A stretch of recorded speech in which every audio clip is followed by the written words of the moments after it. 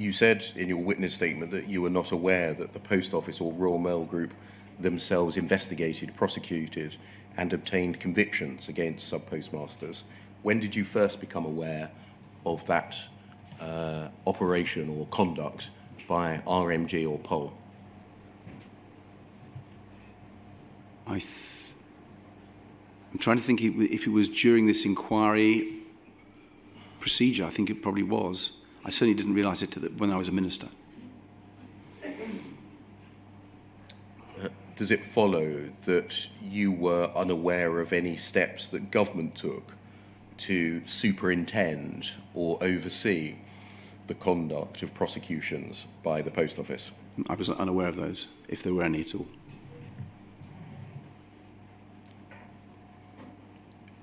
You're aware, I think, that the Attorney General oversees the conduct and operation of the Crown Prosecution Service and answers for the Crown Prosecution Service's performance and conduct in Parliament. Yes, I am. Does it follow that you were unaware at the time, the duration of your period as Minister for 20 months, whether or not there was any equivalent position occupied by a member of government in relation to Post Office's prosecutions and Royal Mail Group's prosecutions, because you didn't know that they were being undertaken by those companies? That's the case, yes. You tell us in your witness statement, and you told us today, that you relied significantly on briefings and the provision of drafts of letters and of submissions from civil servants. Were they principally from within the shareholder executive? I think they were. Certainly in relation to this issue, the only submissions I've seen was from Mike Whitehead from Shax. The 5th of October one? Yeah, but I will receive many, many more submissions on Royal Mail and Post Office Limited over my time because there were many, many other issues occurring. And I can't be sure because I haven't gone back to those papers, but they were almost certainly came from Shax. To what extent did you monitor SHEX's oversight of the Post Office?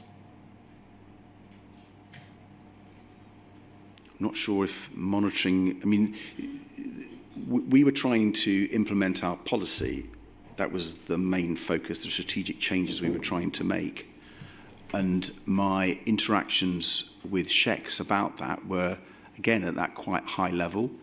I guess for the Postal Services bill, there would have been people outside Shax within the department, because there would have been the policy committee, the bill committee, because it was quite a big piece of legislation which we were putting together quite rapidly. There would have been a lot of people working on that. So it wouldn't have been exclusively Shax. And I guess the monitoring of Shax was through the work we were doing with them, not from their oversight of Royal Mail Group or POL. Does it follow that you would treat SHEX as a self-sustaining and self-governing body that would be left to its own devices to monitor and oversee the Post Office in its capacity as shareholder, and that you wouldn't yourself exercise any oversight or control of SHEX itself? Well, certainly I relied on the advice and experience of SHEX officials who were having a regular dialogue, it seemed to me, with the senior management in Royal Mail Group and in Post Office Limited.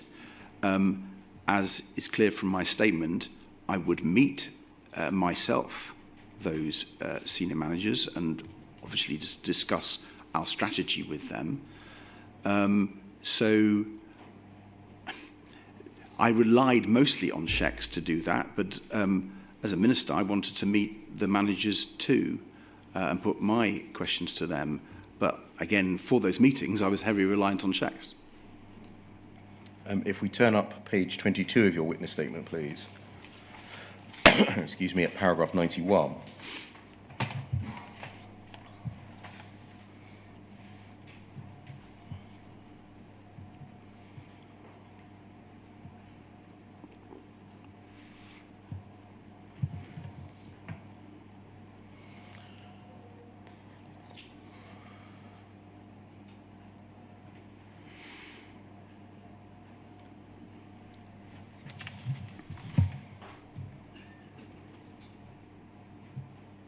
you say it's worth emphasising at the outset that whilst it is now clear that there were disastrous problems with Horizon and with the Post Office's conduct towards sub-postmasters, which are now rightly the focus of this public inquiry, that was not at all clear at the time.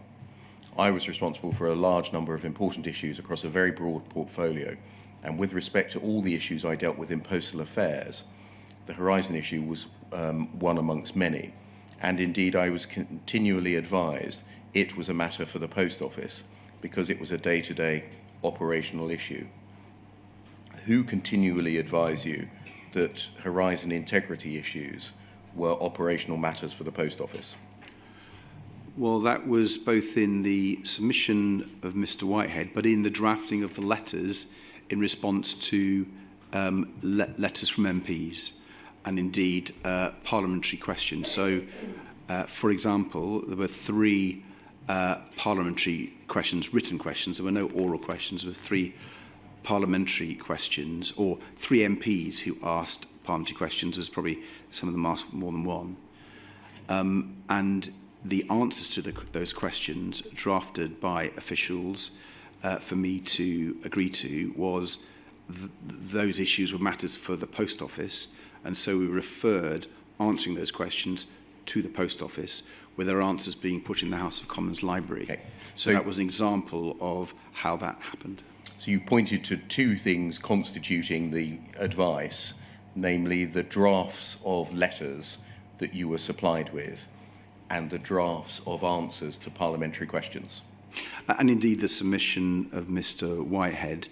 But this wasn't, the Horizon issue wasn't an issue that we discussed very much, but the advice came through in those matters, yes. Did you question that advice at all at the time that you received it? No, because it seemed to be reasonable and there was a reference to an Act of Parliament. And I thought they were telling me the truth, which, to my knowledge, they were referring to an Act of Parliament, so I assumed that was the truth. Are you saying that in the submission, the letters or the answers to the PQs, they referred to an Act of Parliament? In some of the letters, I don't know how many they did, not in the, I don't think in the parliamentary answers, they may have done. I'll have to check that, Mr. Beer.